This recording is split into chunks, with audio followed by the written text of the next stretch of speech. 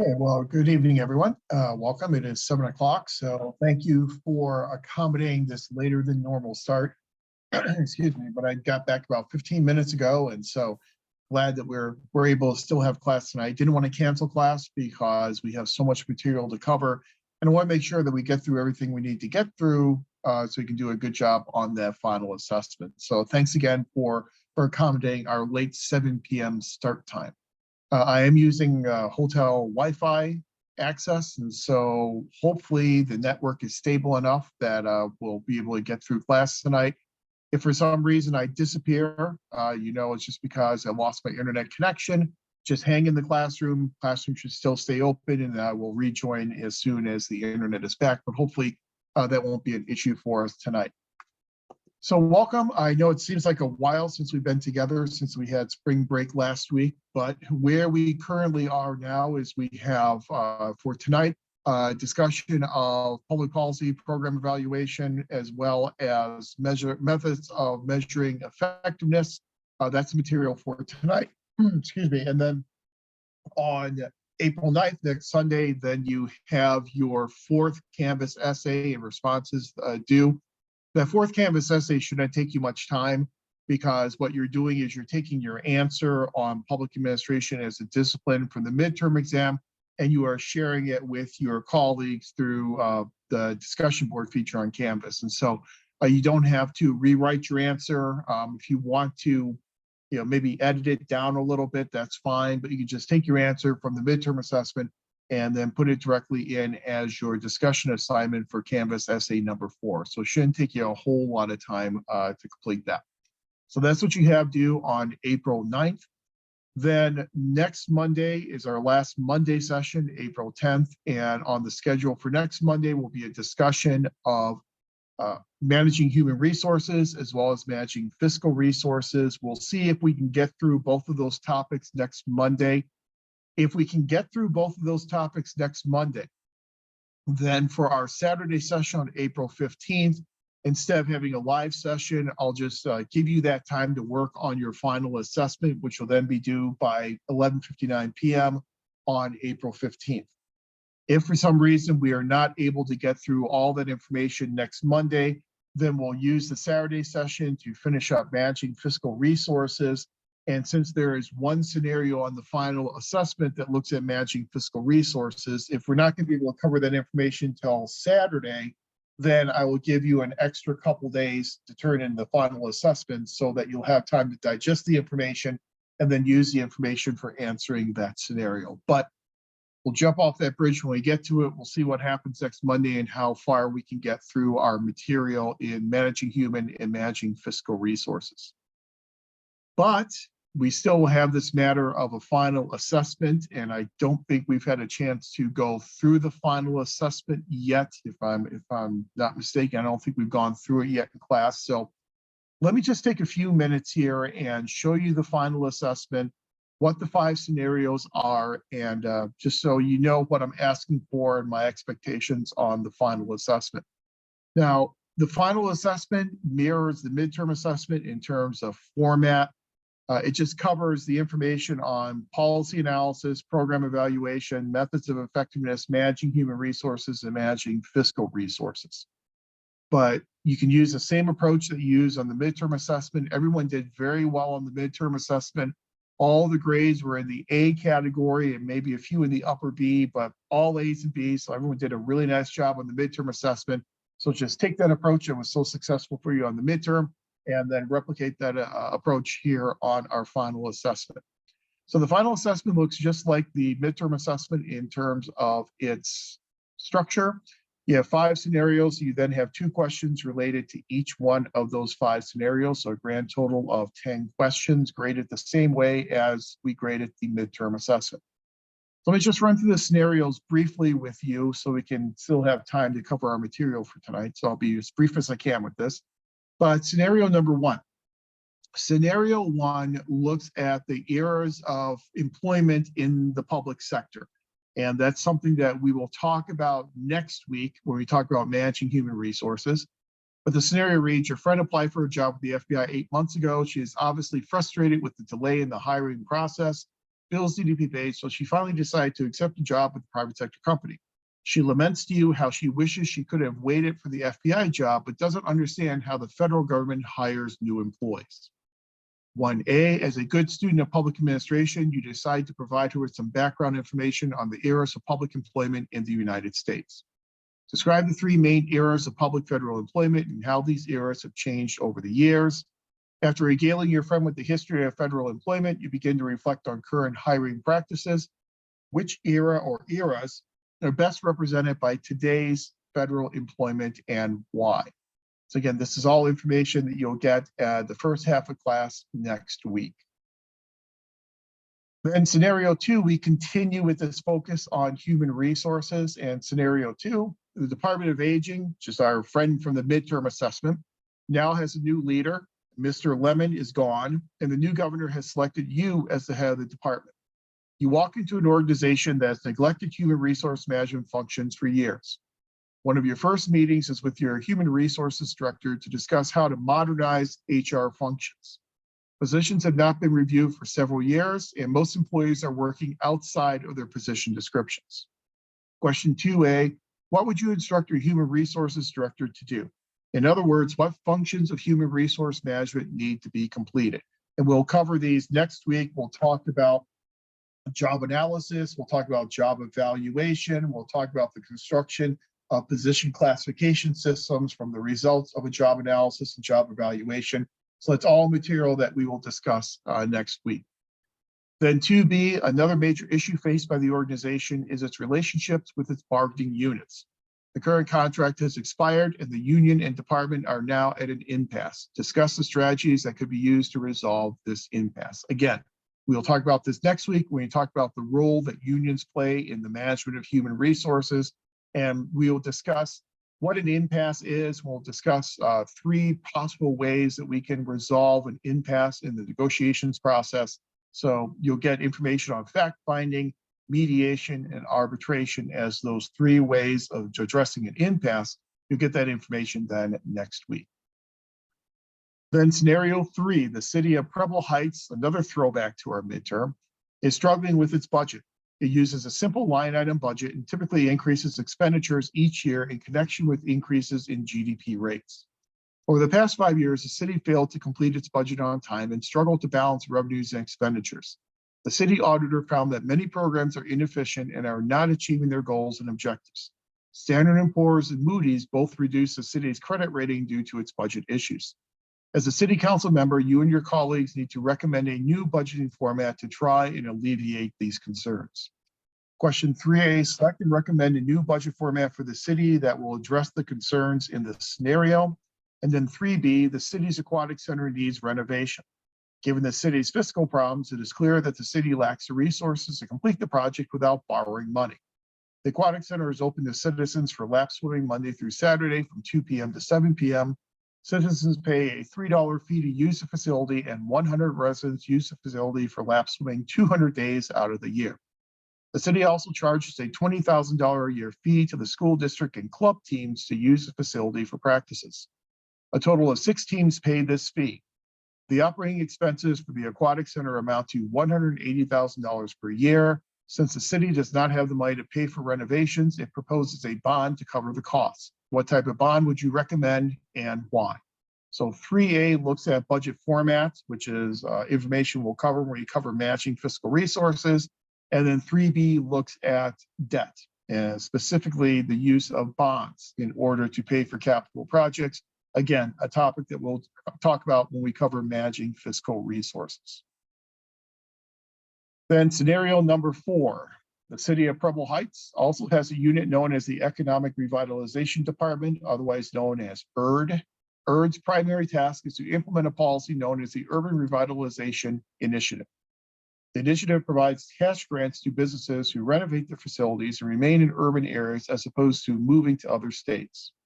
The primary beneficiaries of these grants are obviously business owners who are willing to stay where they are and continue to contribute to economic growth in urban areas of the city, primarily the downtown area. To be successful, the policy would need to provide enough grant money to offset the cost savings of potentially moving to other states and areas. Not all members of ERD are in favor of the policy goals and believe it is not the role of government to influence business decisions. These employees have sometimes been accused of slow walking grant applications to delay the payment of money to applicants. 4A, from a policy implementation perspective, utilize Pressman and Waldowski's implementation research to illustrate some of the barriers to successfully implementing this policy. This is information that we will cover tonight at the beginning of class when we talk about policy implementation, and I will talk to you about Pressman and Waldowski, the very famous study, and some of the barriers to successful policy implementation. In 4B, drawing upon the 4 models of organizational effectiveness, that's what we're going to end class tonight talking about. Examine this scenario from the perspective of each of these models. How would each model define the agency's effectiveness in implementing this policy? So the information you need for scenario 4, you will get in tonight's class.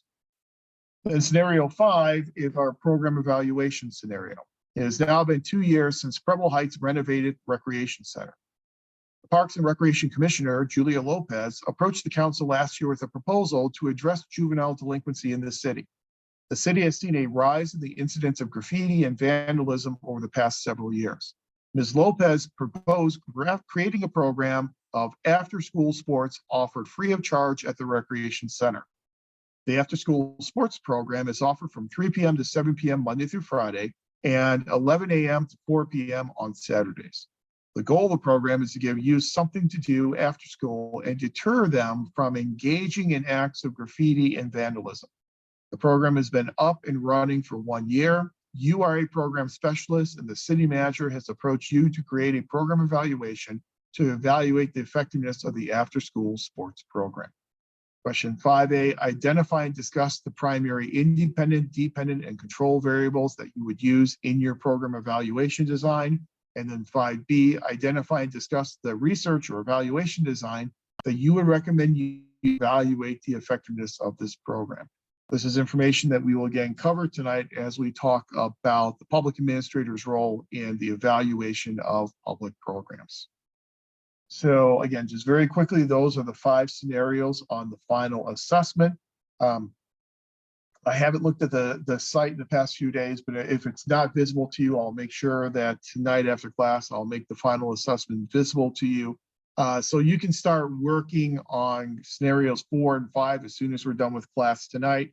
And then the remainder of these scenarios, you'll have the information then either by the end of class next Monday, or if we don't get through managing fiscal resources next Monday, you'll get that information on Saturday, and then I'll give you an extra 48 hours to work on that scenario and turn in the final assessment.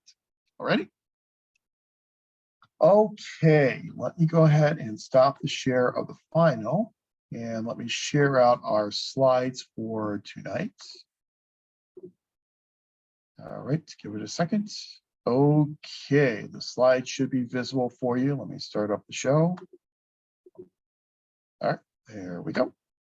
Okay, let's get into our topic for tonight. Again, we have 3 things that we're discussing tonight: public policy analysis, program evaluation, and then we're going to take a crack at defining effectiveness and what we mean by effectiveness in the public sector, which is important at this juncture of the class because whenever we talked about managing organizations, whether we were talking about classical theorists or human relations theorists, we were talking about trying to make organizations more effective and more efficient. So we were talking about effectiveness with our discussion of organization theory.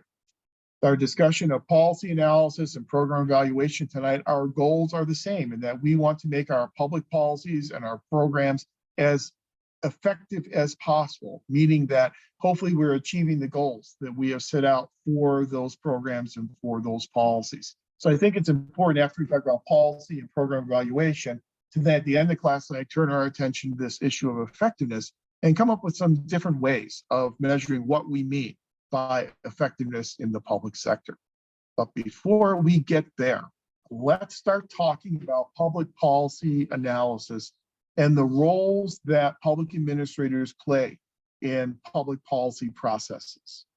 Now, this again is going to foreshadow some of that information that you're going to get in your PPA 670 policy analysis course with Dr. Melissa Matthews, and you'll be taking that course in a couple courses in the future. I believe it's scheduled for the summer 2023. So you'll be moving in that course relatively soon.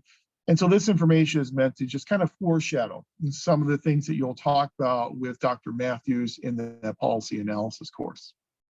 But the way in which we usually deal with policy analysis is we break it up into the different stages or the different phases of the policymaking process.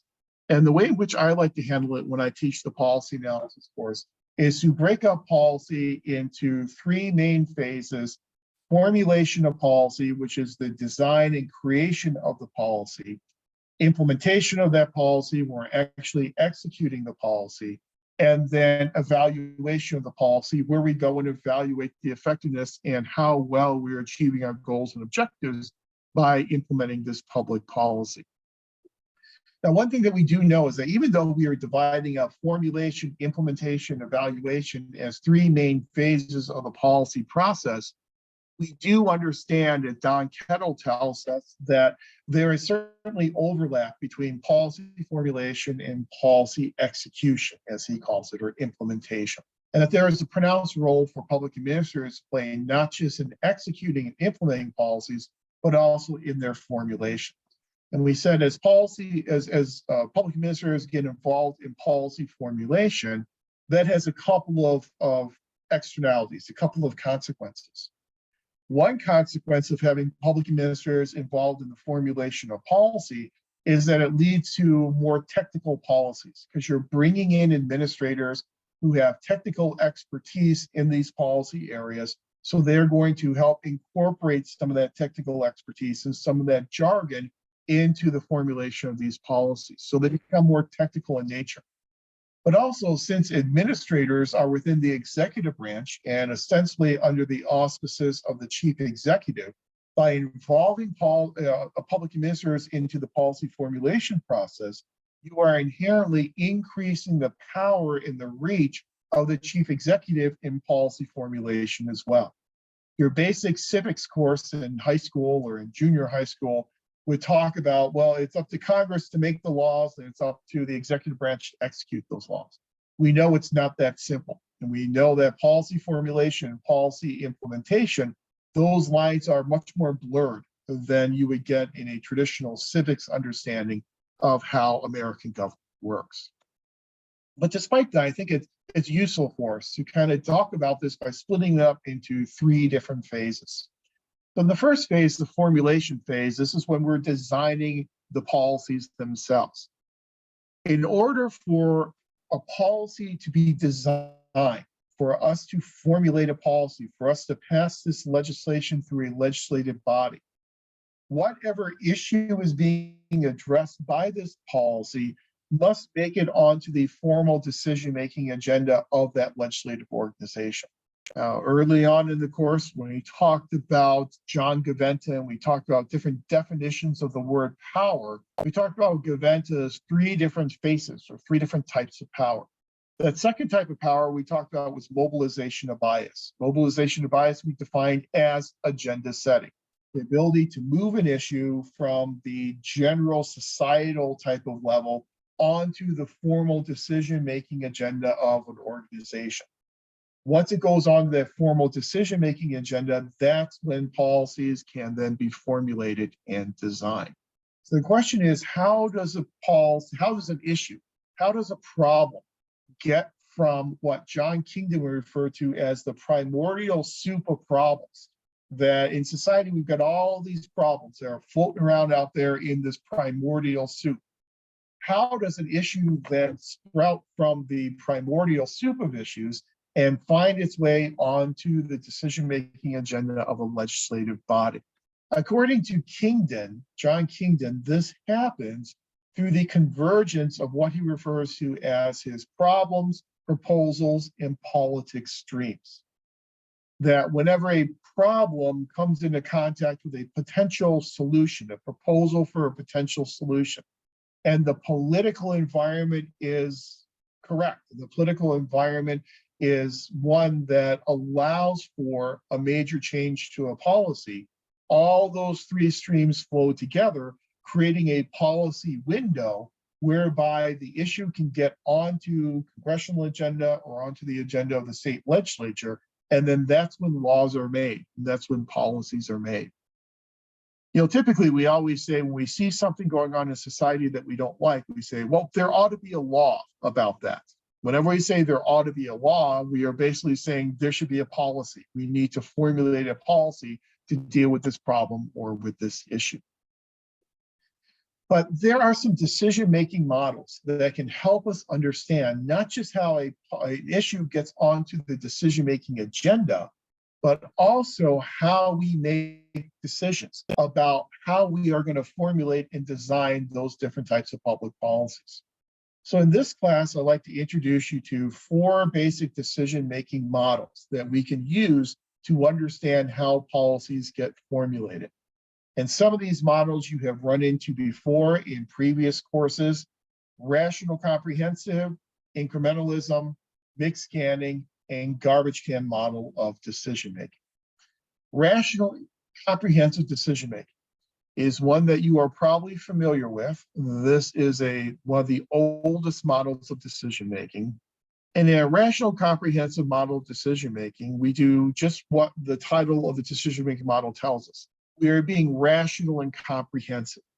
Whenever we're rational about something, we collect all the information we can collect and then use that information to arrive at the best decision, the best course of action. So in a rational comprehensive type of decision-making, we're able to clearly define the goals that we are trying to achieve with this new policy. And we can come to agreement on those clearly defined goals. Once we've clearly identified our goals and defined our goals, we then go out there and collect all of the available information. So we go out there and collect all the information that's out there. We then take all that information and we analyze it for the purpose of putting together a full range of different alternatives or means for achieving our goals. So all the different solutions, or what John Kingdon would call proposals. We put together a full range of all those potential solutions to the problem. We then analyze that full range of solutions. We then select the best solution, and we then implement that best solution. And that best solution then becomes the heart of the public policy that we are formulating. Again, it's a very rational process because we are basing our decision-making upon empirical information. And it's comprehensive because we are basing upon all the information that is out there in coming up with the best alternative, the best proposal, the best solution to address this problem that we have achieved and accomplish the goals that we've clearly identified in step number 1. Clearly, the advantage of rational comprehensive decision-making is just that. It is rational and it is comprehensive. So we are taking into account all the information that we can take into account in order to make our decisions. The criticisms, though, the one obvious criticism is just it's difficult to do. We are human beings, and as human beings, we have limitations on the amount of information we can access, and certainly we have limitations on the amount of information that we can process and analyze. Herbert Simon, who we run into a few times in this class, and he is a very famous public administration scholar who really kind of made his name based upon criticizing other theories and other theorists. But Herb Simon came up with this theory known as bounded rationality. And bounded rationality means we have limitations on just how rational we can be as human beings. We have cognitive limitations on how much information we can access, how much information we can analyze. Rationality, according to Herb Simon, it makes it difficult for us to truly engage in rational, comprehensive decision-making for all of our policies that we are formulating. Also, we know that there are externalities. There are these unintended consequences that can occur whenever we pursue a certain course of action. So we are going to come up with a solution to the homelessness problem in the city of Los Angeles. So we know our goal is to try and house people who lack stable and affordable housing. However, in doing that, there are some unintended consequences that could occur. Some of those unintended consequences could be such things such as opportunity costs in terms of diverting resources toward housing individuals as opposed to other types of activities. You could have some externalities in terms of when you are constructing low-income housing in certain areas. You can have the old NIMBY argument from residents, not in my backyard. And so you can get some pushback from those residents in terms of concerns about high crime rates and things such as that. So there are always these unintended consequences, these externalities. And Simon says, no pun intended, that we as human beings, we don't have the cognitive ability to think of all those potential externalities and take all those potential externalities into account when we are making our decisions. So chances are we're not going to be able to be truly rational and truly comprehensive for every policy decision that we make. We may have glimmers of rationality here and there, but chances are we are never going to be purely rational for every single decision that we are making. So the second decision-making model, the alternative to rationality, is incrementalism. I'm sure you're familiar with incrementalism.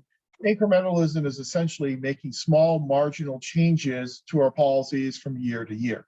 So rather than going back and doing a whole-scale change the way in which we're addressing an issue, make small marginal changes to our existing policies.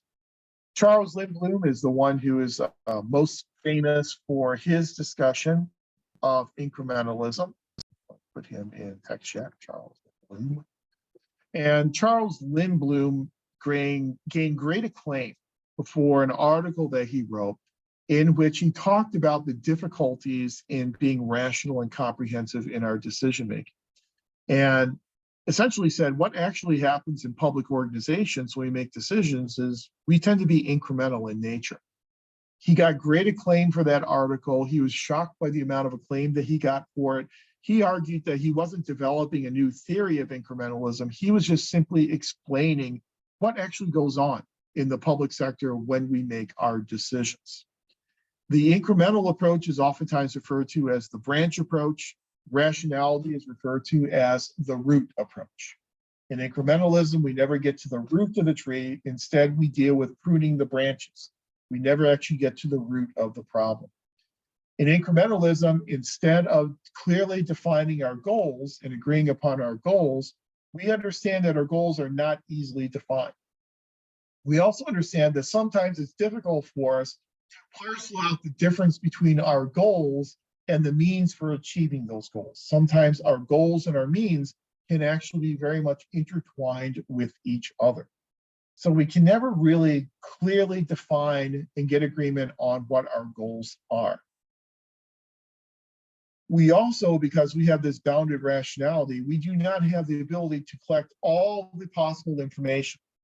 We cannot collect every single piece of information out there on a topic, so we will collect as much information as we can, given our cognitive limitations, given our time limitations, our resource limitations. We'll collect as much information as we can, but not the full range of information. Since we're only collecting a limited amount of information, we cannot put together a full range of solutions. So instead, we'll put together a limited range of solutions, a limited range of alternatives for achieving our goals. From that limited range of alternatives, we'll then engage in what he calls limited successive comparisons. So we'll compare alternative A to alternative B, and B to C, C to D, then we'll go back and compare A to D and B to D, and so on and so on.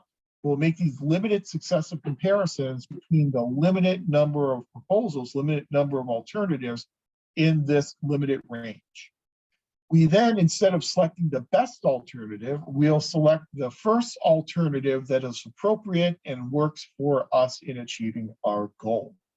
This is what's known as satisficing. So we will satisfy. We will not select the best alternative. We will satisfy by selecting the first appropriate alternative that satisfies our goals at that point in time.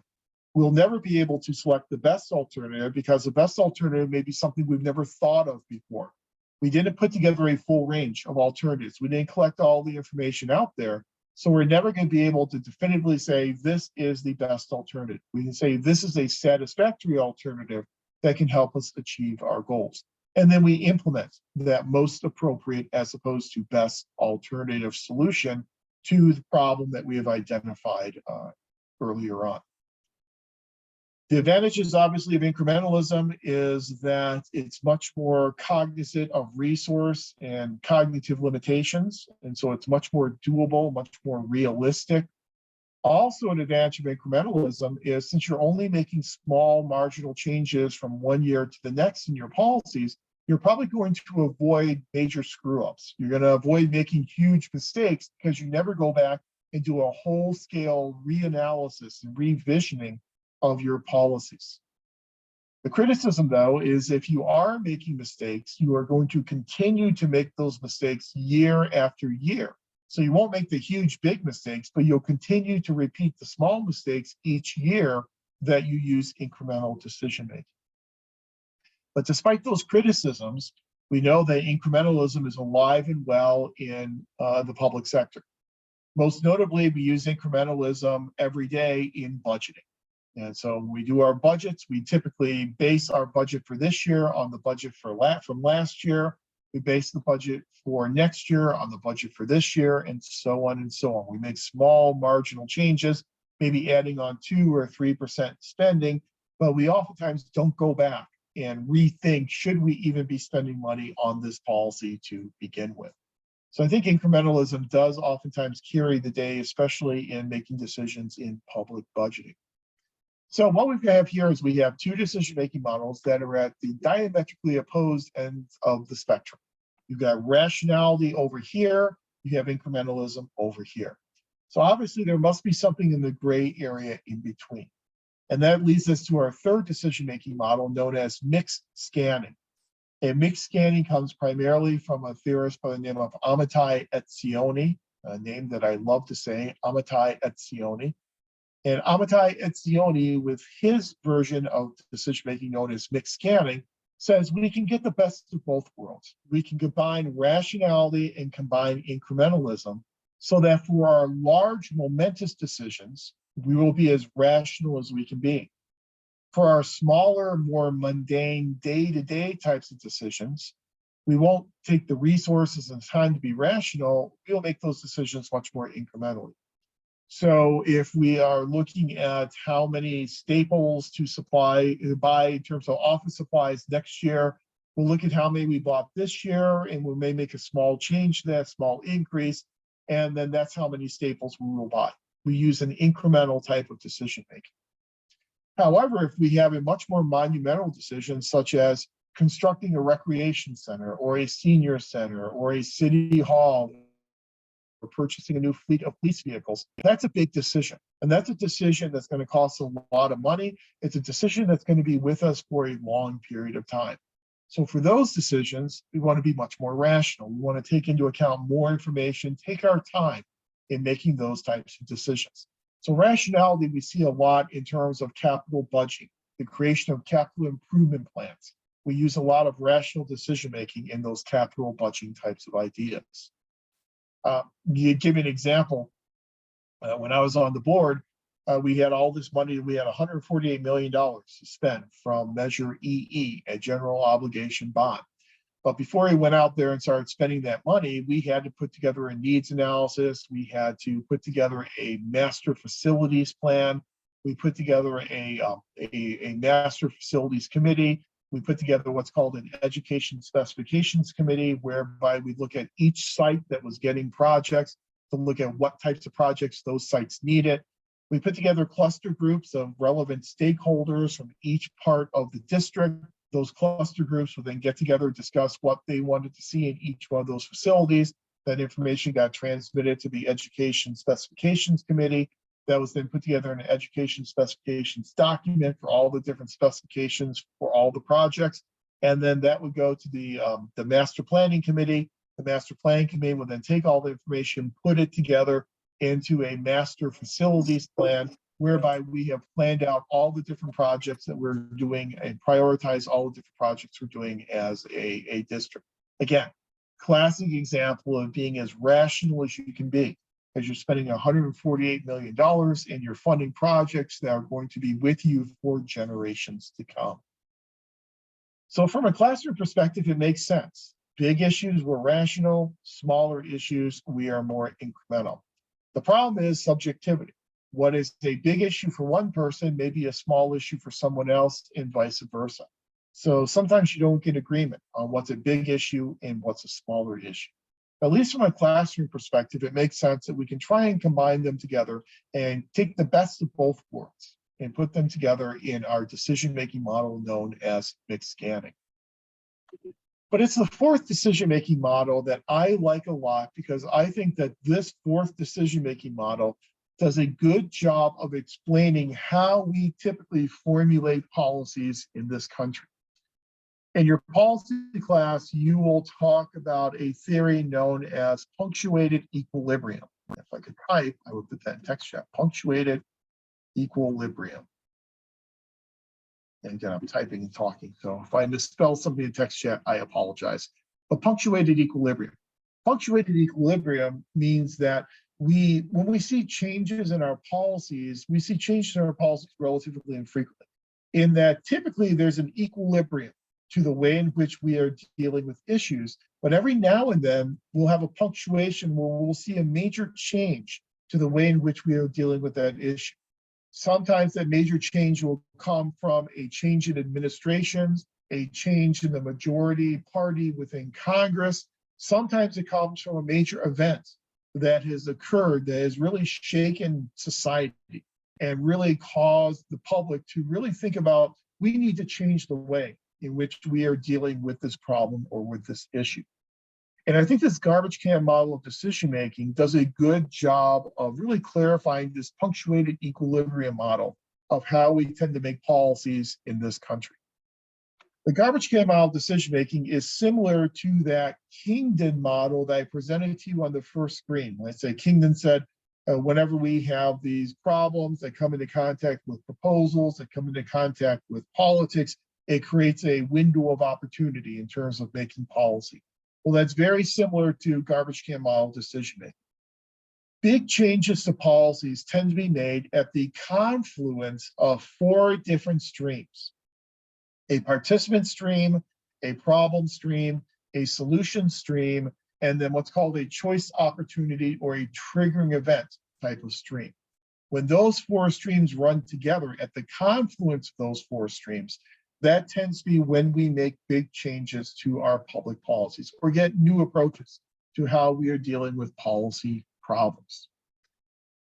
So let's look at each of those four different streams. So first, you have to have what they call the participant stream.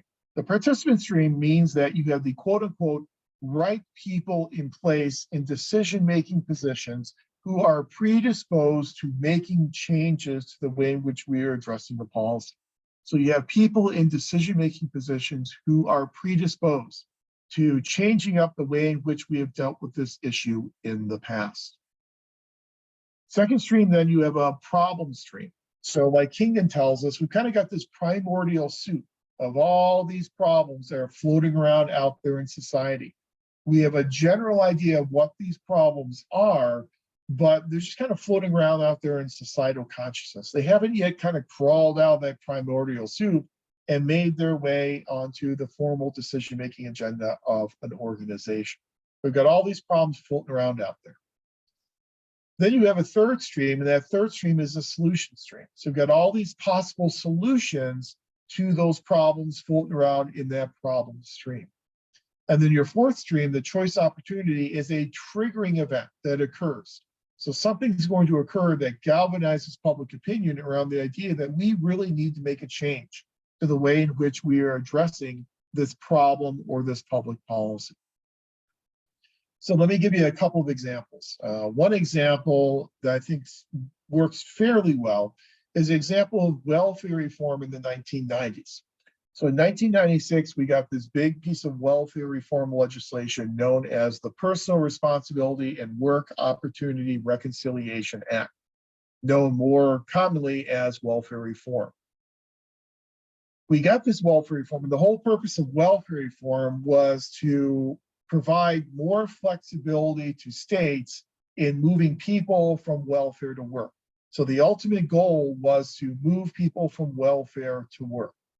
And so you had the right participants in place in that you had a Republican majority in Congress and you had a Democratic president in Bill Clinton, arguably more along the conservative lines of the Democratic Party. He is a former chair of the National Governors Association and the policy committee of the National Government, what was called the leadership organization of the National Governors Association, a more centrist type of Democrat who at least generally could agree about the problem with welfare was that welfare policy at that time was self-perpetuating and that generation after generation were having a hard time moving off of welfare. And so they all agreed that something needed to be done. And what needed to be done was to give some more flexibility to state governments in moving people from welfare to work. So you had the participants in place to make the change. You then had those participants who came to a conclusion about the problem. And again, the problem that they agreed upon was that it was a self-perpetuating system of welfare. We needed to replace AFDC grants with a more flexible grant mechanism to give states more flexibility in how they decide to spend the money to move people from welfare to work. Because the idea was what works in California may not work in Wyoming, may not work in Texas.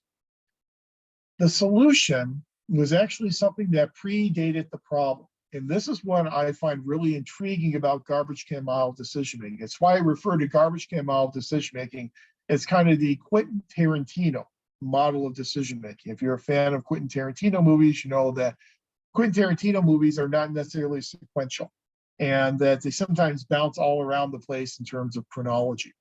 Well, that's the idea here. Solutions are not always developed in a response to a problem. Solutions may predate those problems. And indeed, here we had a solution known as the block grant that we were going to use to address this problem of welfare reform. Block grants had been designed decades earlier for other policy problems, but we could reach back and take block grants, which had been designed generations earlier, and apply that pre-existing solution to this problem with welfare reform. And then you had to have a choice opportunity, a triggering event. The triggering event is not quite as clear with welfare reform, but essentially the triggering event came as a result of the intervening elections. And so if you look at the election of Bill Clinton in 1992, then you look at what happened in the midterm election in 1994. For the first time in years, the Republicans gained control of the House of Representatives, and you had a Republican-controlled House and a Republican-controlled Senate. That was kind of a triggering event to make the Clinton administration realize that they needed to play ball with Republicans in Congress.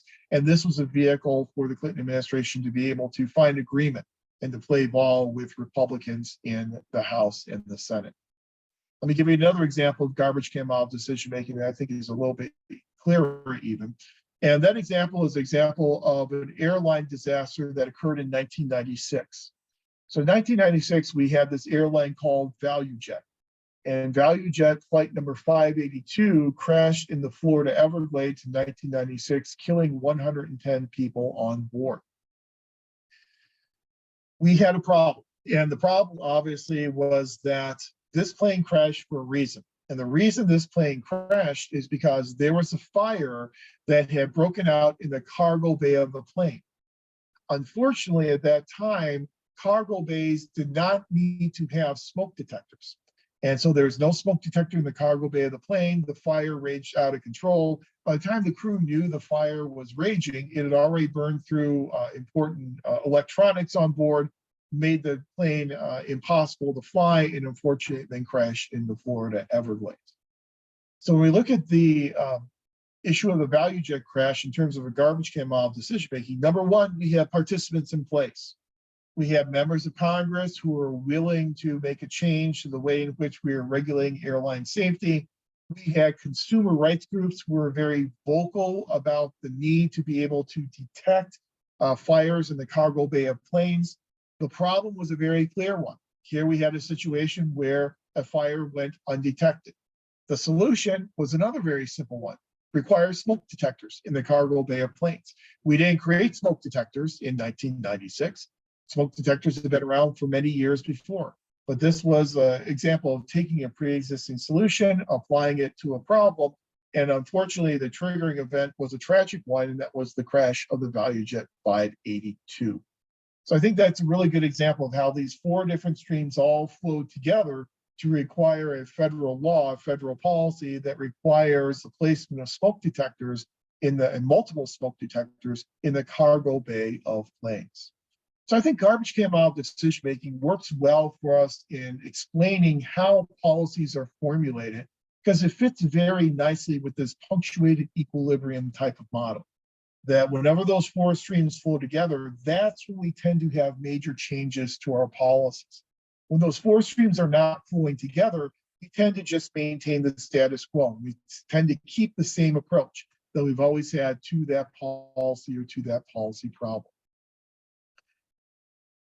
So once we have a policy formulated, then it obviously is up to administrators to implement those policies.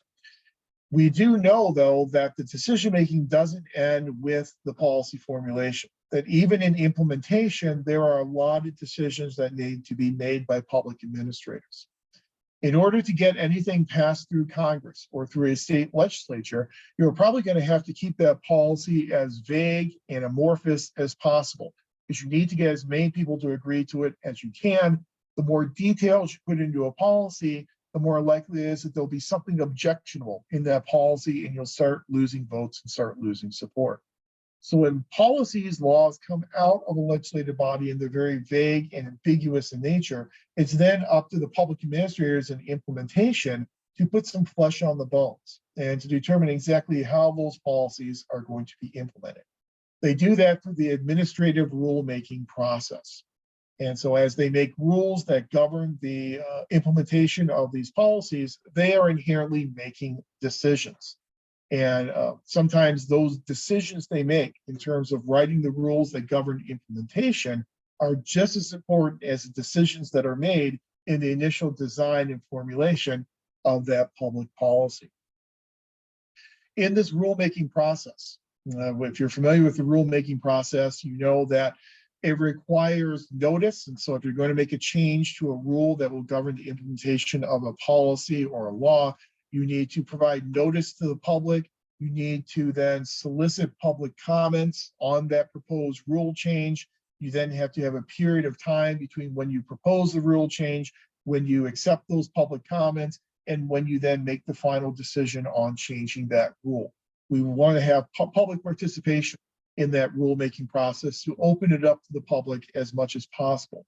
But public administrators have a very pronounced role to play in this rulemaking process in making decisions during implementation. We know that implementation is not an easy process, and the best designed policies can fall apart in implementation. And there's a very famous study by Pressman and Wildowski. And Pressman and Wildowski, back in the 1970s, looked at the implementation of a federal policy in Oakland, California. And what they wanted to do in their famous study is they wanted to see how difficult implementation was and what types of obstacles existed to the effective implementation of that policy. They found no less than 70 examples of barriers to proper implementation in their case study. And some of the barriers, some of the obstacles that Pressman and Wildowski found in implementation, things such as having multiple goals. So if you do not have agreement on goals and you have multiple people who have multiple goals they're trying to achieve, the more difficult it will be to properly implement that policy. The more decisions that your implementers need to make, the less likelihood there is for success of implementation. So if you leave a lot of these decisions to your implementers, chances are different implementers are going to make different decisions, which will then open up different paths for how those policies will end up being implemented. The directionality and the intensity of the support or opposition on the part of implementers also has a big impact upon the implementation of those policies. If you have implementers who are very strongly opposed, you're going to have a different result to your implementation. If you have implementers who are very strongly in favor of that policy, then you're probably going to have much better prospects for implementation. And we'll pick up on that point on the next screen. Bargaining. The amount of bargaining that goes on in implementation will also have an impact upon success of implementation. The more bargaining that occurs, the less successful implementation tends to be. And then the creation of new agencies. The federal government has learned that whenever it wants state and local governments to implement these new policies, it oftentimes can get them to implement those policies by creating a new federal agency that is devoted and dedicated to the implementation of that policy. So when you have these new agencies that are created, then state and local governments kind of become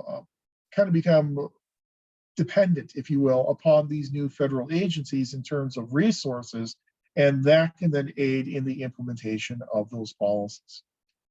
But the one that really Pressman-Wildowski zeroed in on was this idea of the intensity and directionality of participants' opinions on the policy.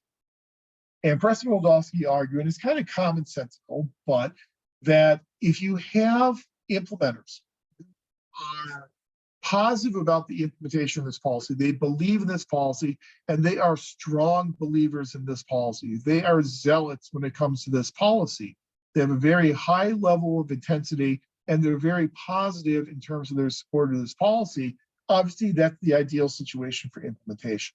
You tend to have very minimal delay, you tend to have no bargaining whatsoever. So the policy gets implemented as written. The worst possible situation is obviously if you have someone who has negative opinions about the policy, and they have very strong negative opinions. They're very passionately opposed to implementing this policy. That's where you get your maximal delays. That's where you get bargaining over every single aspect of the policy. Those are the types of policies that are simply not going to end up being successfully implemented. If you have someone who has a positive feeling about the policy, but they're not really bought in that much, it's a very low intensity positive feeling about that policy, you're going to have some minor delays, probably not a lot of bargaining, but it'll just slow down the process, but eventually the policy will end up getting implemented. If people have a negative view of the policy, but it's a relatively low intensity negative view, that's when you have kind of more moderate delays. You have some bargaining about peripherals, bargaining around the margins, but not really bargaining about the actual heart of the policy itself. But the importance here from Pressman-Wildowski is that probably the number one factor in terms of successful implementation is the amount of support and the degree of support that implementers have for seeing this policy be successful. And one of the best ways to make sure that your implementers really strongly support the policy is by involving them in formulation. So this is where you get that nebulous line that gets crossed between formulation and implementation execution. If you can allow your administrators to participate in the formulation, have a say in the formulation of those policies, they obviously then have buy-in. This is what Martha Durthick, another public administration theorist, tells us. They have buy-in in terms of that policy. The more buy-in they have, the more skin in the game they have, if you will, in terms of seeing this policy be successful, the more likely they are going to work very hard to the proper and successful implementation of that policy. So it's important to involve our implementers in formulation in order to have successful implementation. Again, kind of a blurring of the line between formulation and implementation. Hence the reason why we don't have that bright line distinction between politics and administration that we had talked about with the Woodrow Wilson article.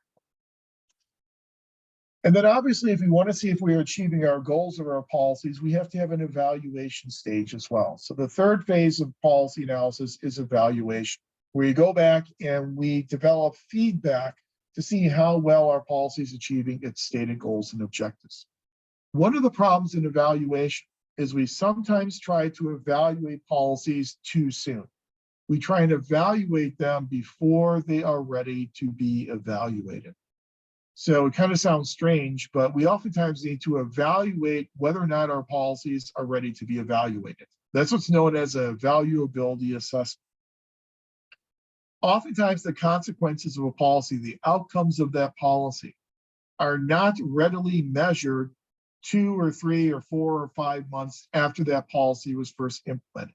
Sometimes it's going to take a year or 2 years or 5 years before those consequences actually become evident. Now go back to your homelessness issue.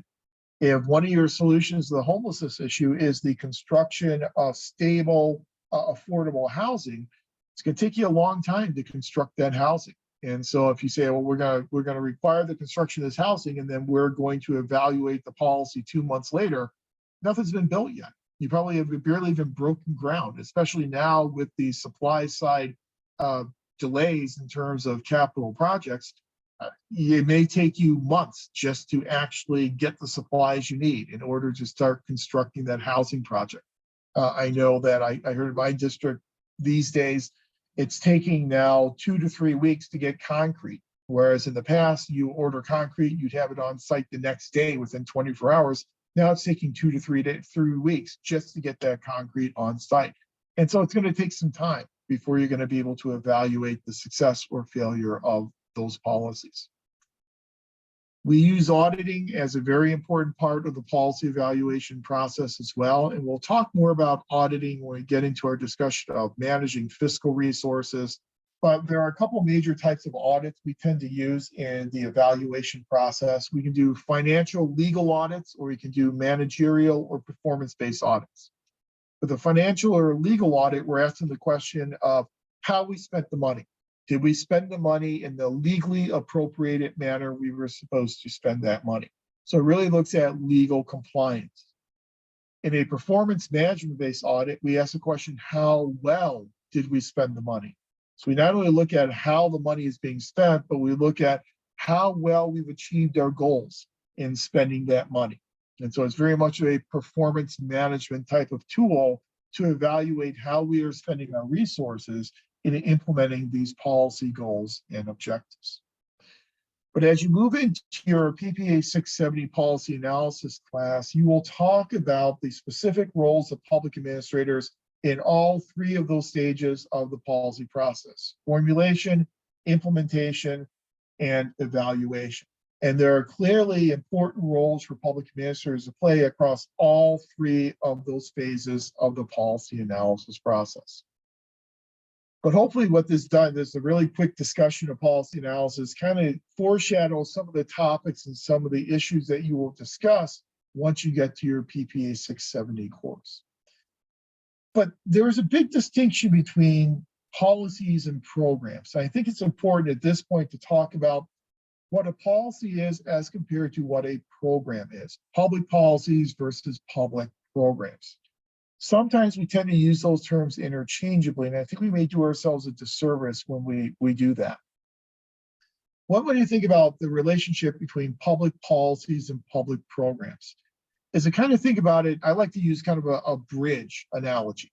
So when I lived in Southwest Florida, I lived in Fort Myers, and below us, we had, to the southwest, we had Key West. If you've ever been to Key West, one of the ways that you can, probably the only way really you can access Key West by car is you have to drive across this very long bridge that runs across the Gulf of Mexico, running from Naples all the way down to Key West.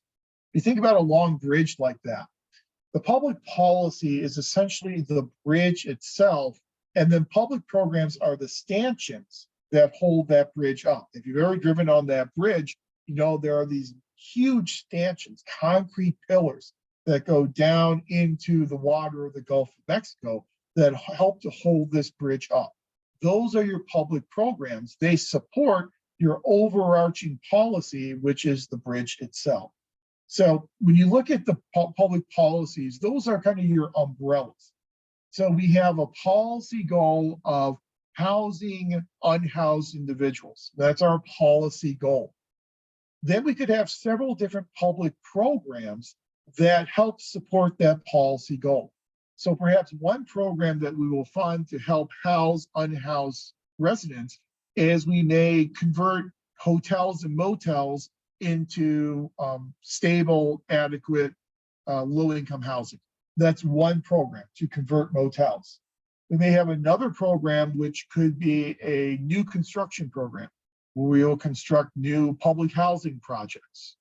We may have another stanchion, another public program That could be subsidies and vouchers that we can provide for people. They can take those vouchers, those subsidy programs, and they can go out there and they can find existing housing. We'll make existing housing more affordable. Those are three different public programs that all support the overall policy goal of helping to house unhoused residents. And so I think that's the big difference between policies and public programs.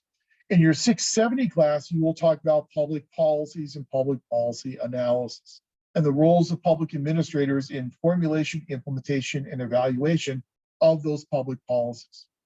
In your 696 research methods class, you will talk about public programs, and you'll talk about some of the specific skills that you need to develop in order to evaluate public programs and the effectiveness of public programs from an empirically sound basis. So that's the big difference between 670 and 696. Is there some overlap between the two? Yes, there is. And sometimes people will ask, well, when do I take 670? When do I take 696? Can I take them together at the same time? The answer is yes, you can. And sometimes it is useful, even though they're both kind of two of the tougher classes in the program, it sometimes is useful to take 670 and 696 in the same semester because you do have some overlap between the two. However, there are different methodologies that we tend to use when we evaluate public policies as opposed to what we use to evaluate public programs. Just a quick example. One strategy we oftentimes use to evaluate public policies is what's called a cost effectiveness analysis, or a CEA. In a cost effectiveness analysis, we are trying to forecast what are some of the possible outcomes of this policy. In public programs, we typically use what's called a CBA, or a cost benefit analysis. In a cost benefit analysis, we try much harder to put a monetary value on all those outcomes from that public program. So we oftentimes use more of a monetization, if you will, in a cost benefit analysis for evaluating a public program, whereby it will be a more qualitative, more subjective approach with a cost effectiveness analysis in evaluating a public policy. Because those public policy goals tend to be much longer term in nature. So go back to our housing issue. So the primary goal of that public policy is to house unhoused residents. And so one way you can measure that, obviously, will be to measure the percentage reduction in the number of people who are homeless in your city. That's a long-term type of goal to try and achieve.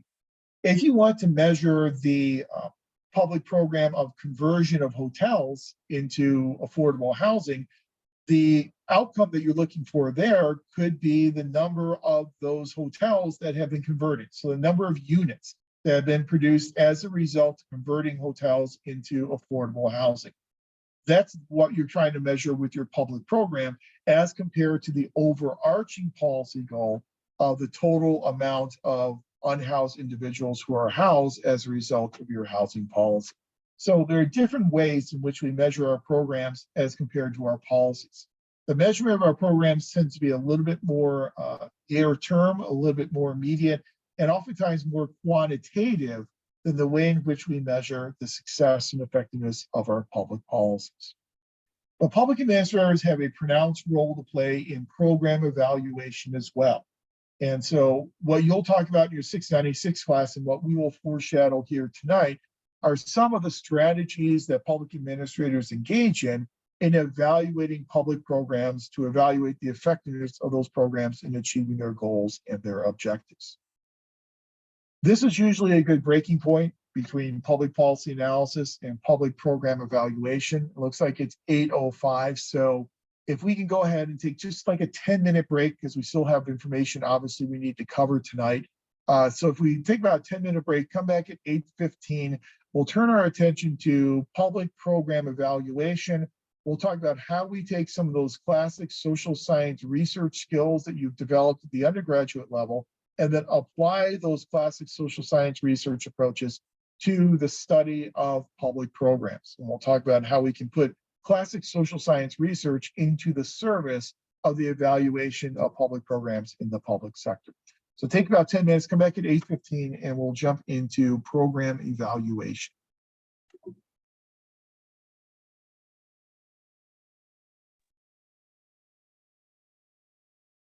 Okay, we are back from that relatively short break, but what I would like to turn our attention to now is a discussion of program evaluation. Let me make sure we got that recording going again. Yep. Program evaluation, some of the roles that public administrators play in evaluating public programs. Obviously, we have a responsibility for implementing these programs, but also a responsibility for evaluating programs as well. So when you take your 696 program evaluation course, the first thing you'll recognize is that the name of the course is Research Methods. Now, you might think it odd that the course is called Research Methods, and then the content of the course is more program evaluation. That is more a function of just curricular requirements and the curriculum process at the university than anything else. The course has always been called Research Methods, but several years ago, we decided to move away from teaching classic social science research methods like you would have in a political science or sociology type of course, and turn our attention to how we can take those classic social science research methods and place them in the service of evaluating public programs, which is what we would use them for as public administrators in the public sector. So the purpose of program evaluation is to apply those empirical methods to determine the effectiveness of a public program. Important part of that simple definition is obviously the word empirical. When we are using the word empirical, we're talking about tangible information, information that we can collect, information we can sense, we can analyze. It's tangible in nature. Now, empirical information can be both qualitative as well as quantitative. Sometimes there's a misunderstanding where people use the term empirical and quantitative synonymously. Quantitative methodology is one aspect of empirical methodology.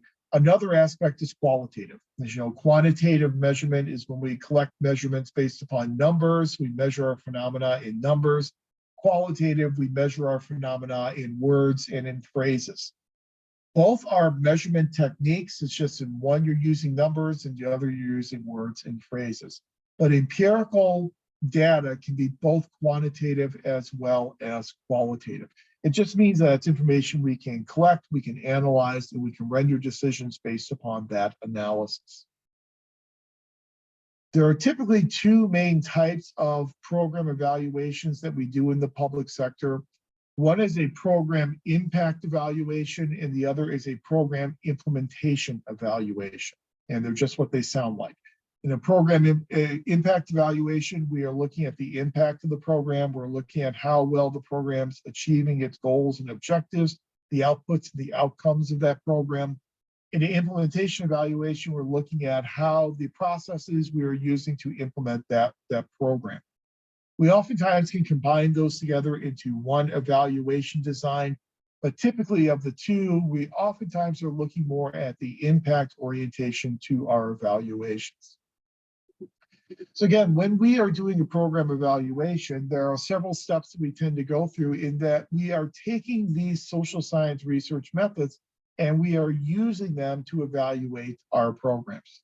So just like any good social science research project, the first step is to identify your purpose and your question.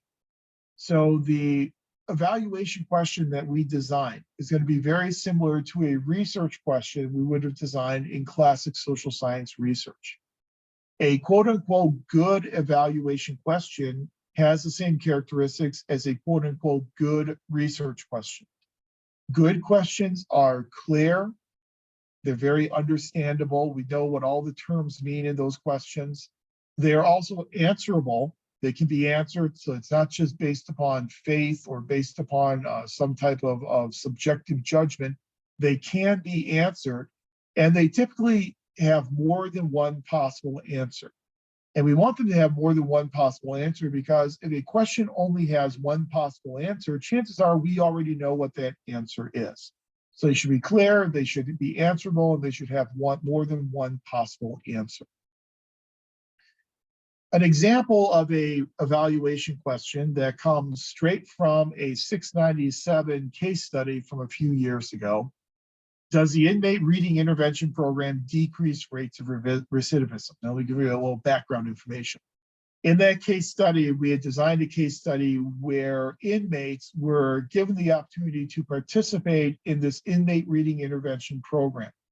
The purpose of the inmate reading intervention program was to help enhance literacy rates among inmates, and the long-term goal was to decrease rates of recidivism. The idea being that increasing literacy rates could then lead to a decrease in recidivism. So does the inmate reading intervention program decrease rates of recidivism? Now, in your classic social science research methods course, you may have been cautioned against using is types of questions. You may have been told it's better to use a how question as compared to an is question. Is questions tend to be answered with yes, no answers.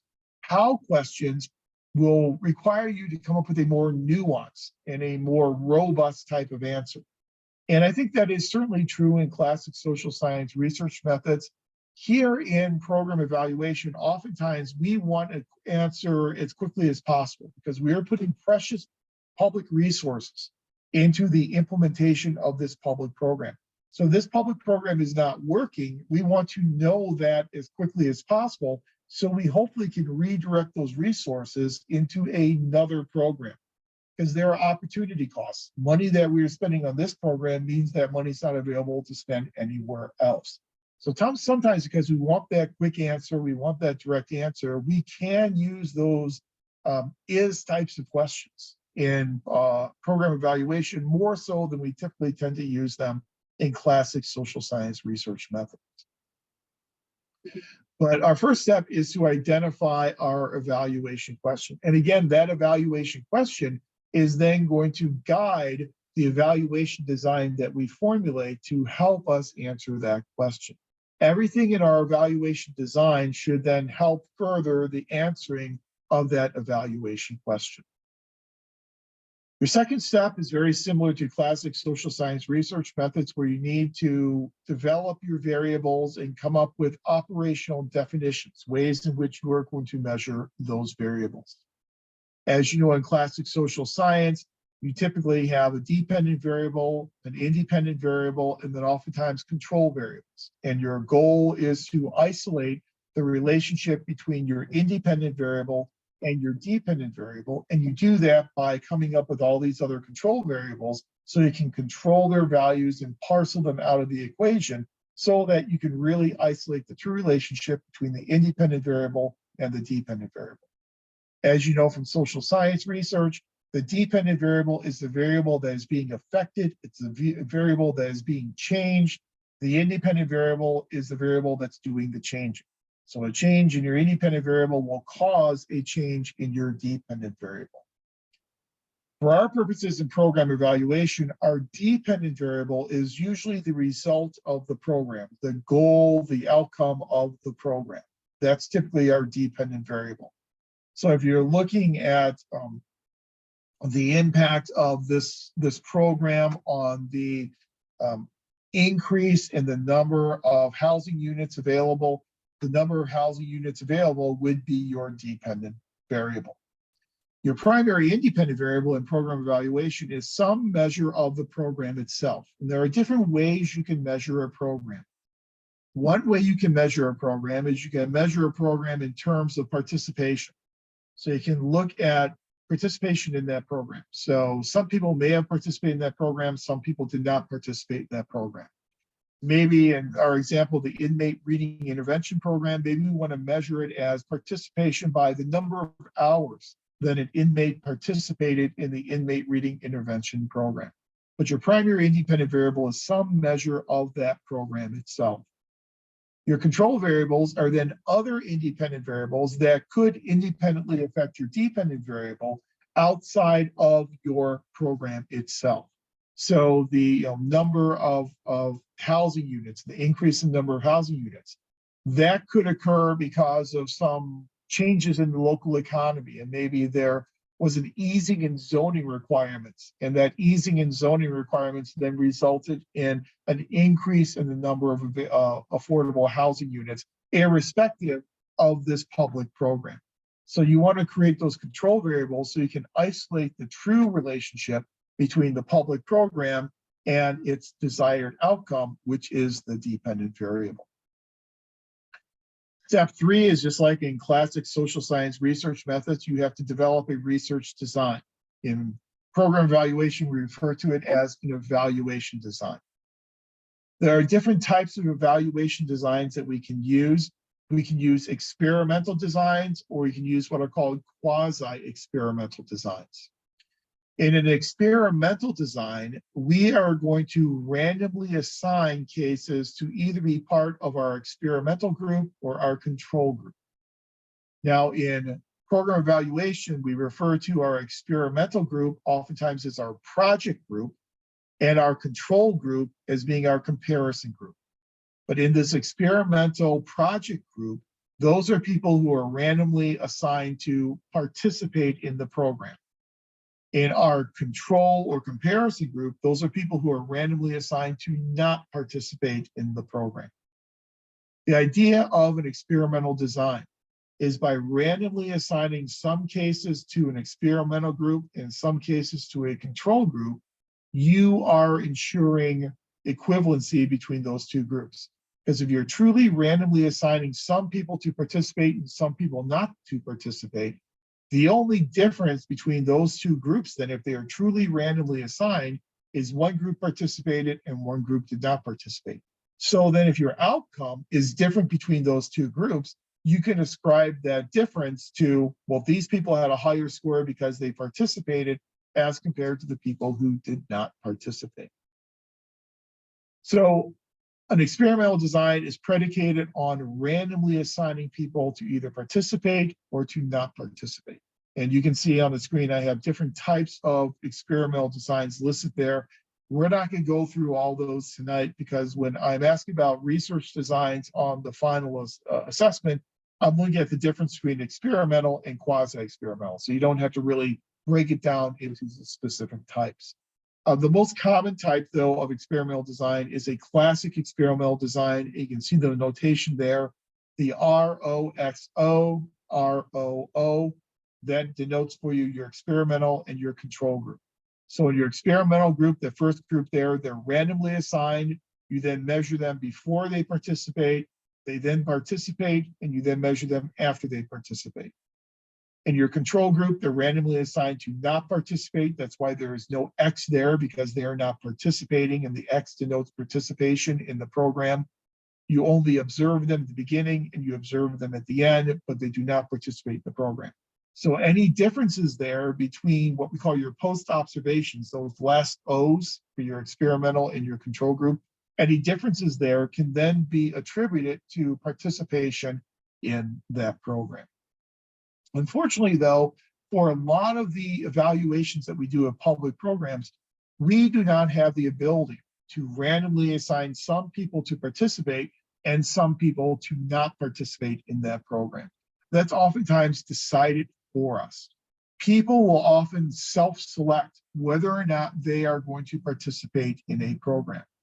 Sometimes we come into the evaluation of a program long after that program has started being implemented. And so people have already decided whether or not they're going to participate in the program.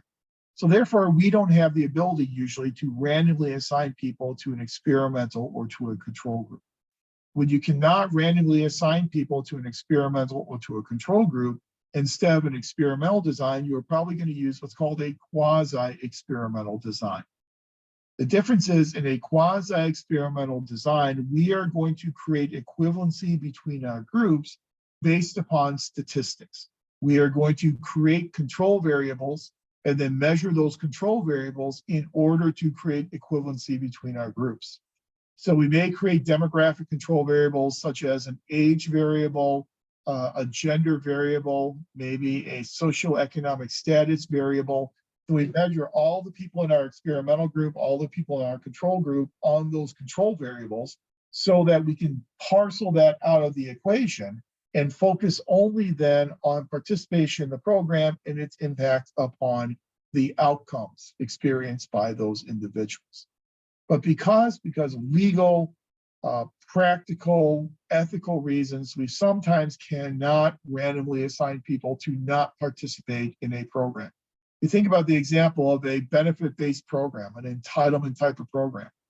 If it's an entitlement program, then people are legally entitled to participate in that program if they meet the eligibility requirements. So you cannot deny them the benefits of that program if they are legally entitled to it. In that situation, you would have to use a quasi-experimental as opposed to an experimental type of a design. So typically we find ourselves in the quasi-experimental category. One of the most common types of quasi-experimental designs we see is a longitudinal time series analysis. Longitudinal time series analysis is especially useful whenever the value of variables can change over time. So what we will do is we will track the pattern of our data before the program comes into existence, and then the pattern of data after the program was in existence. And looking at the pattern of data before the program was in existence, is that a different pattern than what we saw after the program came into existence? To look at another way, we look at the pattern of data before someone participated in the program, then the pattern of data on our dependent variable after they participated in the program. Again, looking for differences in those trend lines in terms of our dependent variables. So typically we're going to have to use a quasi-experimental type of design. Your fourth step then is to construct a sample, just like in classic social science research methods. When we construct a sample, we are putting together a subset of our larger population. We do not have the time or the resources or the ability to collect data from every single member of our population. So instead, we'll construct a subsample that will be representative of our larger population. The more representative our sample is of our population, the better we can extrapolate our results and take the results we get from the sample and say, yes, these results are also representative of our larger population. The two broad categories of sampling designs typically use probability sampling designs versus non-probability sampling designs. In a probability sampling design, we are using random sampling. And by random sampling, we mean every member of our population has an equal non-zero chance of being selected to serve in that sample. That's what we call a probability design. There are 4 different types of probability designs that you'll probably cover, no pun intended, in your 696 class. One type of probability design is what's called simple random. In a simple random type of design, you will collect all the names and information of all the people in your population. You will then number each one of those cases in your population. You'll use a random number generator in order to randomly select numbers to pull out of your population and put into your sample. Simple random sampling is the most accurate and most representative sample that you can get of your population. Sometimes you lack that list of people in your population known as a sampling frame. If you don't have a list of all the people in your population, then you may need to use that third one on the screen known as systematic sampling. So take, for instance, an example that you are looking at a local health clinic and the services being provided by this local health clinic. You want to find out how satisfied people are who use these services from this local health clinic. The services being provided by this local health clinic are being done on an anonymous basis. Since it's on an anonymous basis, you do not have a list of the people who are using these services. So you don't have that sampling frame. You cannot do a simple random type of sample. So instead, you position yourself outside the local health clinic. You then survey every 10th or every 20th person who leaves the local health clinic. And then those people who you're surveying then become part of your sample.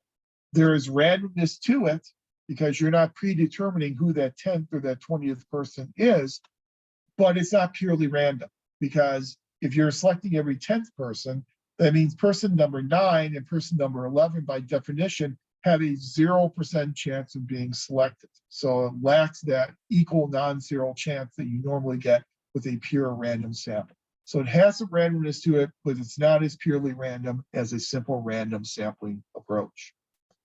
The second one you see there on the screen, stratified random sampling. Stratified random sampling is sometimes used if there is one variable or one characteristic of your population that is so important that you want to stratify or divide up your sample according to that variable. So, for instance, you might want to stratify your sample according to gender. We know that there are pay disparities between male employees and female employees. There's this gender gap in terms of pay. So you might want to stratify your sample, divide your sample up according to males and females. You might want to do it according to political affiliation.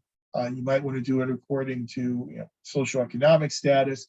That's an example of stratifying your sample. There's still a random component to it, but you're using that variable to decide who goes into this sample versus who goes into this sample. And then the fourth one up there on the screen is what's called multi-stage cluster sampling. Multi-stage cluster sampling is a very common one used by the Census Bureau. So every 10 years, the Census Bureau constitutionally must count the number of people in the country. That's the enumeration of the population. That is a constitutional requirement. But in those intervening years between those 10-year periods of time, the Census Bureau still does a lot of additional research. And they do a lot of sampling in that research that they do between those 10-year periods of time. So they will do research in terms of labor statistics. They will do research in terms of industry trends, all kinds of salary trends, all kinds of different indicators they will study. And oftentimes they'll use this thing called multi-stage cluster sampling. In cluster sampling, what you will do is you'll use this if you do not have a sampling frame, if you do not have a list of subjects at the unit of analysis that you are interested in. So let's say, for example, your unit of analysis you're interested in households. You probably don't have a list of every single household in the state of California. That doesn't exist. So instead, what you would do is you would use cluster sampling. So you would randomly select maybe 5 counties within the state of California, randomly selecting 5 counties.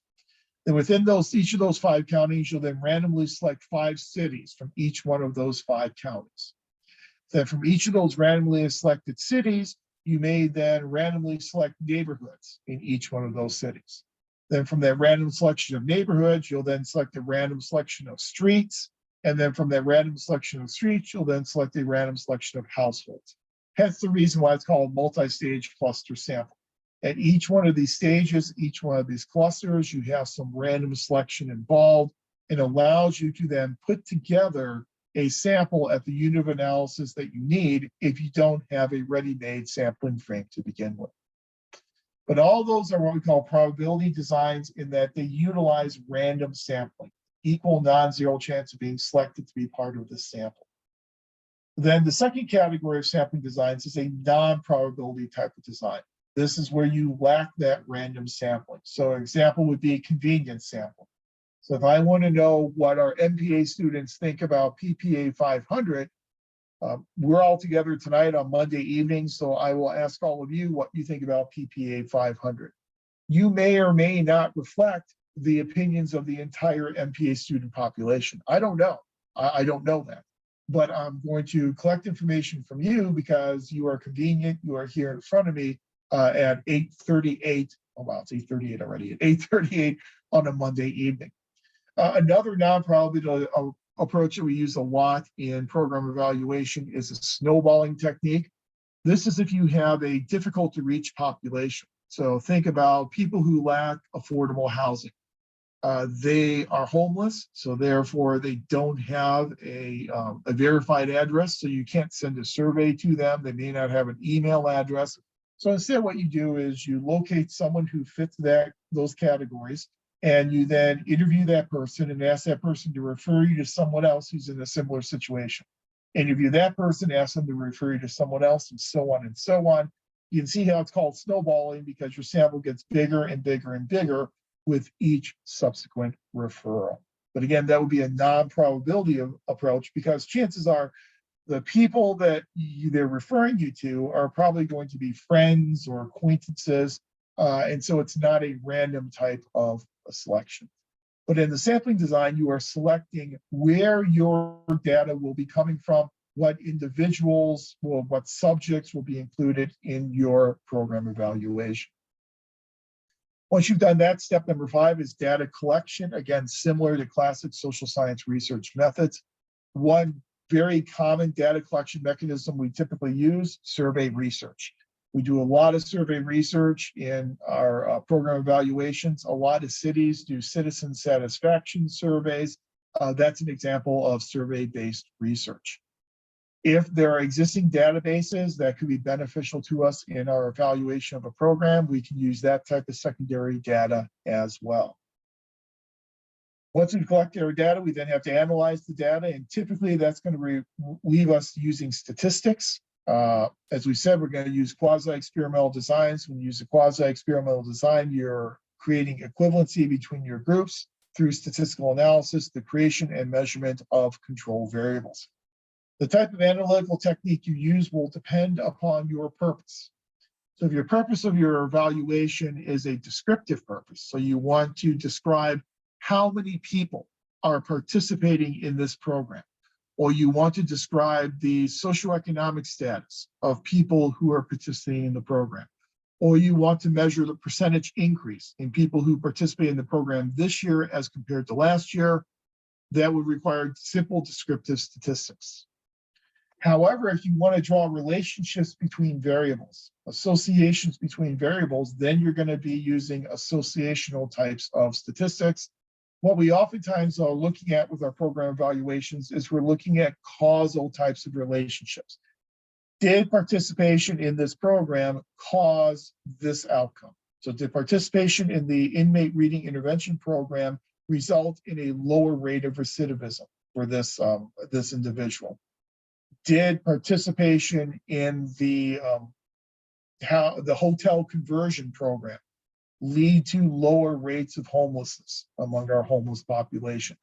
That's going to be a causal type of research. That's going to require causal types of statistics, things like regression analysis, multiple regression, binary logistic regression, a lot of those types of techniques that you talked about in your undergraduate statistics course, or that you covered in your PPA 517 analysis course as well.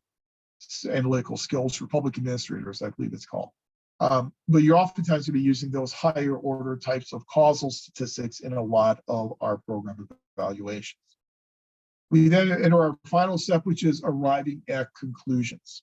And so if we find that a program is not achieving its goals and objectives, it's not being effective at achieving its goals, we would hope that that would then result in policy and program change. We would hope that we would then change our direction and we would replace this program with another program that will better achieve its goals and objectives.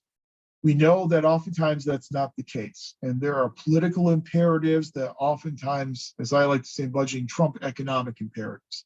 And that political imperatives also oftentimes will keep a program in place even though that program is not achieving its goals and its objectives. But at least from a benign administrative perspective, we would hope that the result of a program evaluation shows a program is not achieving its goals will then lead to either a redesign of that program or a reallocation of those resources to another program that has a better opportunity, a better chance to achieve those goals and those objectives.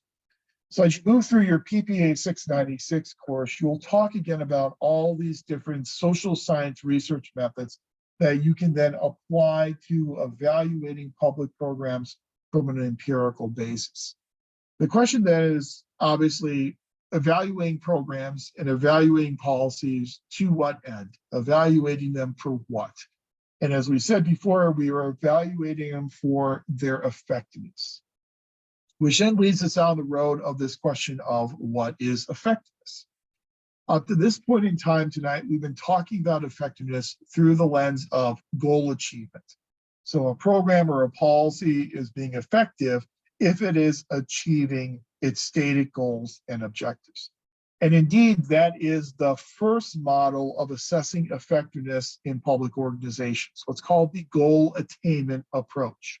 So are we achieving our goals, or how well are we achieving our goals with this public program or with this public policy?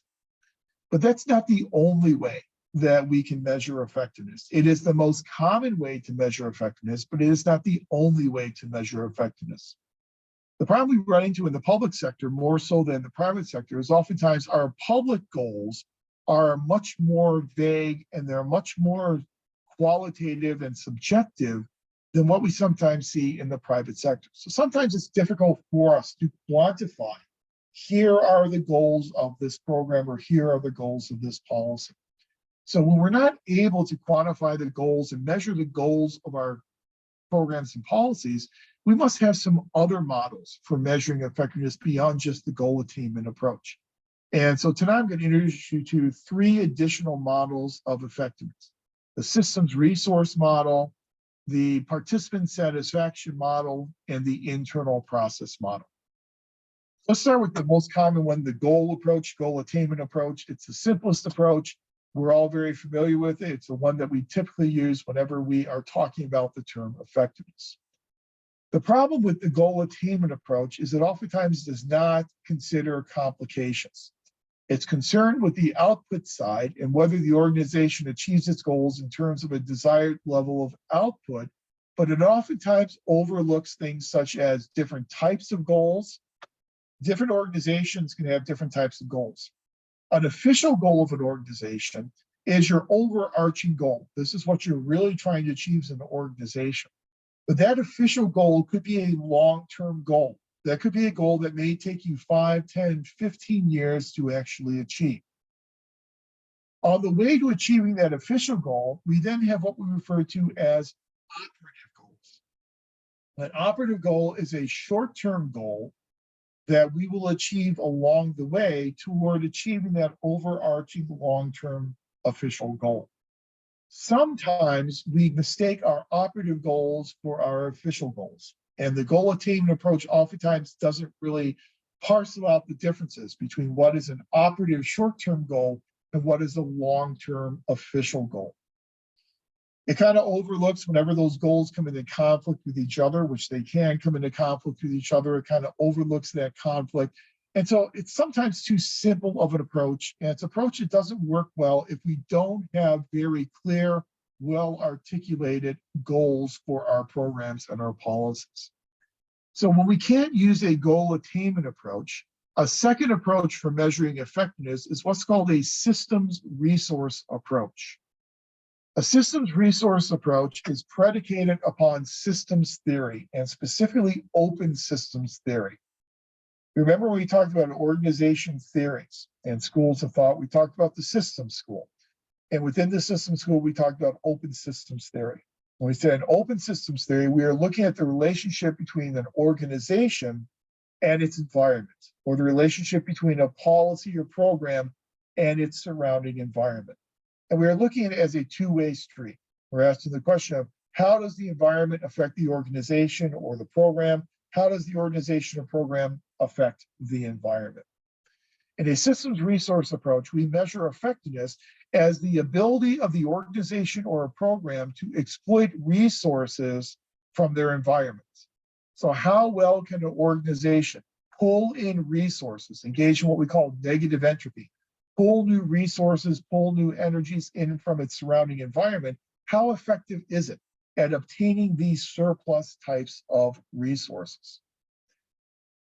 Typically, what we will do in measuring a systems resource approach to effectiveness is we'll look at, from an organizational perspective, the resource that an organization has at the beginning of the process, then compare it to the resources the organization has at the end of the process. How much growth have we seen in the acquisition of resources by that organization from its external environment?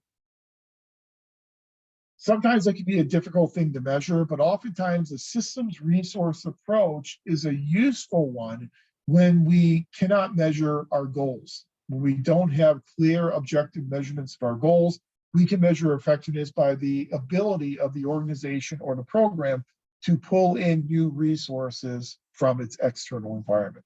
So that's what we call the systems resource approach, very much an open systems type of approach to measuring effectiveness.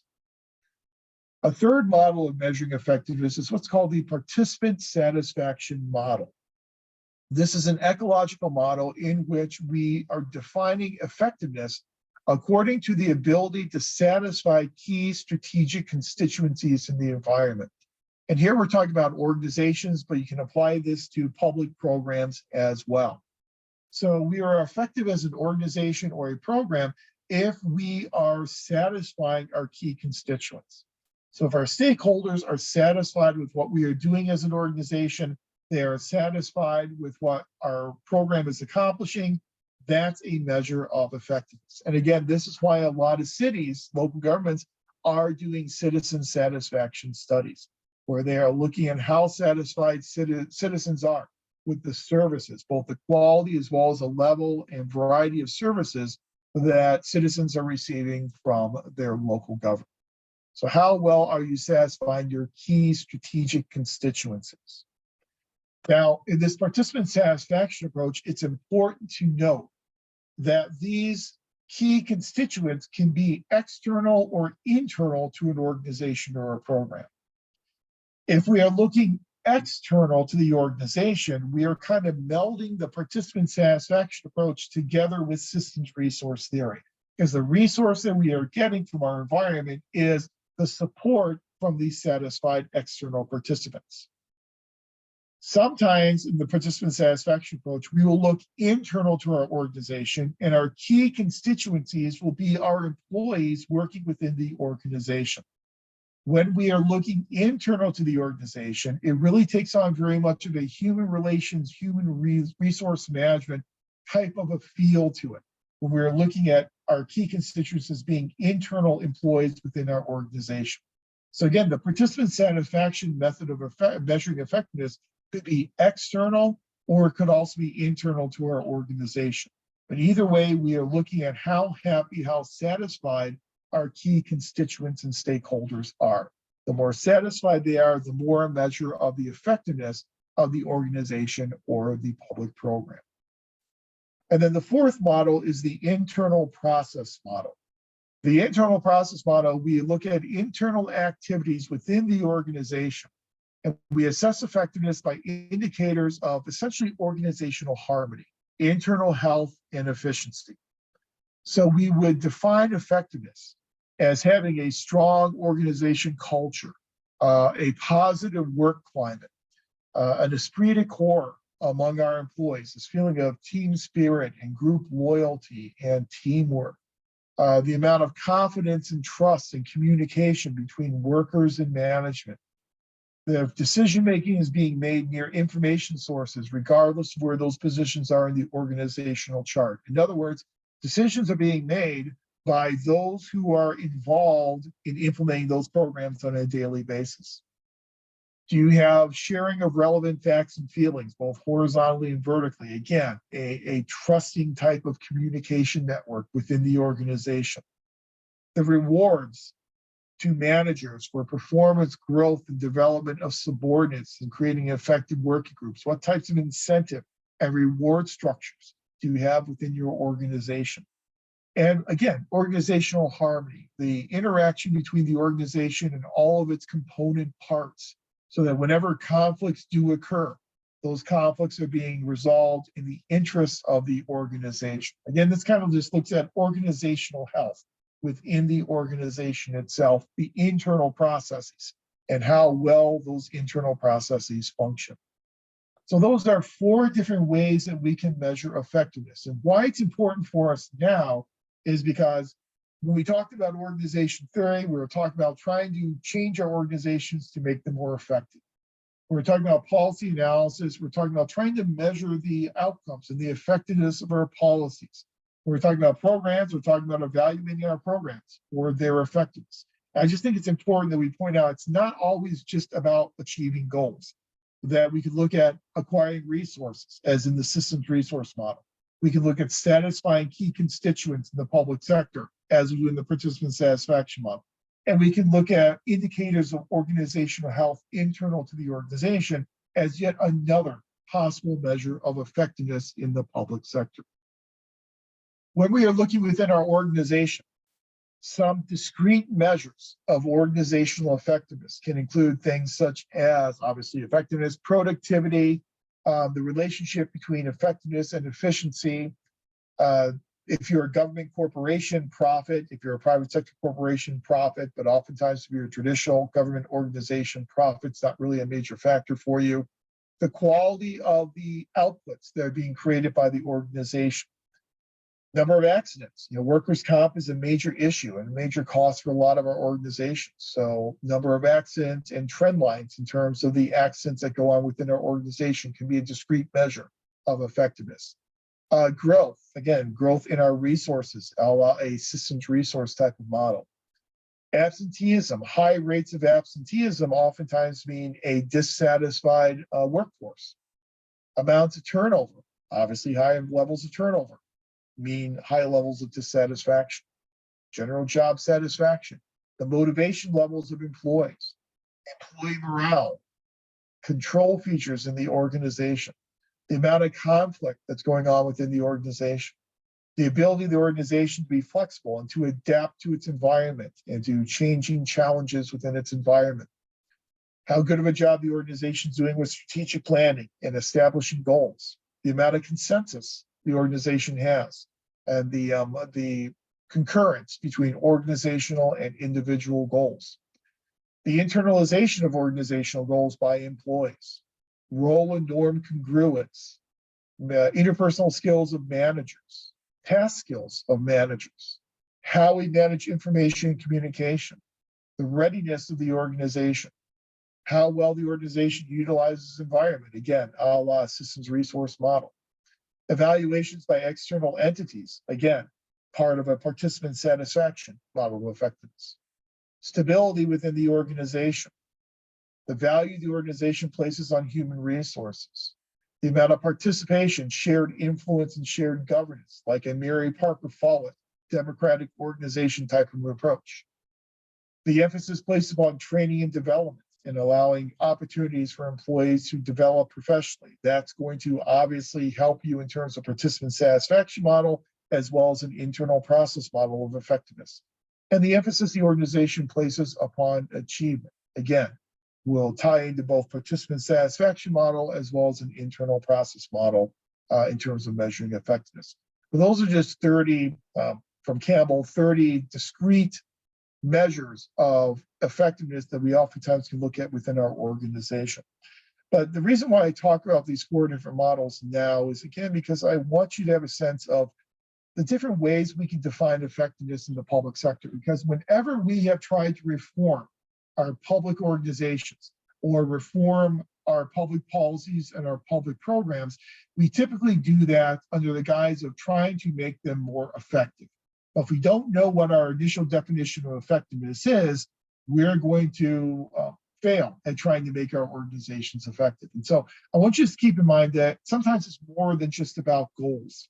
And sometimes it can be about resources being acquired by the organization, how satisfied we are keeping our key constituents, and the internal organizational health within our organizations. Just some different ways in which we can measure effectiveness in the public sector. So at this point, we have covered, okay, that's fine. At this point, we have covered public policy analysis, program evaluation, and these models of effectiveness. And so we have all the information now that you need in order to do scenarios number 4 and scenario 5 on your final assessment. Since it's 9 o'clock, we're not going to move ahead because I think that it's too late in the evening to do that. And it's been a very long day for all of us. But what we will do then next week is then we'll turn our attention to the information you need for scenarios 1, 2, and 3 on the final assessment. Next week, we'll talk about managing human resources. We'll start talking about the development of employment at the federal level and how we have used different criteria over the years to decide who should be working in public bureaucracies. We will also then talk about the important and what that has meant for public employment. We'll then get into some of the specific things that we do, some of the specific functions we engage in when we manage human resources. Because again, human resources will take up about anywhere from 85 to 90% of the budget of a public organization. So we'll talk about how we spend that money and what we spend that money on in terms of managing those human resources. That will take up most of the time next week. If we do have time remaining in the second half of class, we'll then shift gears into a discussion on managing financial resources. We'll talk about different types of budget formats. We'll talk about different types of budgets, operating and capital budgets. We'll talk about where money comes from that public organizations spend, tax-based as well as non-tax sources of revenue. We'll talk about how governments borrow money and why they borrow money and the different devices they have for borrowing that money, and then cover all that information that you would then need for scenario number 3 on the final assessment. Again, if we have time, we'll do matching fiscal resources next Monday. If we don't have time, then we will hold that off until our final Saturday session. And if we have to do that, then I'll give you a couple of extra days then for turning in the final assessment. So we made it. Questions on policy analysis, program evaluation, or these 4 different models of measuring effectiveness? I know I talked a lot tonight. I know we didn't do any breakout groups tonight, but I just want to make sure we got through that information so you can at least get started on scenarios 4 and 5 on the final assessment to kind of clear the decks a little bit. Do remember that you have your Canvas assessment number 4 that's due on Sunday, but again, that's just taking your answer from the midterm assessment and then posting that in discussion board to then get feedback from your colleagues. Always remember, as we do every week, to respond to 2 of your classmates. Have those done by next Sunday, and then next Monday we will get into a discussion of managing human resources. Sound good? Okay, I'm going to end my very long day then for tonight. I'm glad we got through all of our information again. I'm sorry I talked so much, but I just want to make sure we get through all this information. It's kind of strange having the spring break occur when the spring break occurred. It just kind of throws us off a little bit. I wish spring break would have occurred maybe a week or 2 before it actually did, but it is what it is. Let me check out text chat. Emily asked, we'll be posting the final on Canvas by tomorrow. I will do that by tonight. And so before I turn off the computer tonight, I'll make sure that the final assessment is all ready to go. I'll just make sure that it is visible for you by tonight. Okay. All right. Well, thank you all very much. I appreciate you being here. Yes, I'm gonna rest and relax and travel back home tomorrow, and hopefully everything will get back to normal by tomorrow. The presentation went well today. It was a kind of an interesting panel. Not your normal type of panel you see at an academic conference, but my presentation went well. So I'm glad to have that in the rearview mirror and move on from upward. So thanks everyone. Have a great evening. Have a great week, and I'll talk to you again then next Monday. So take care, everyone.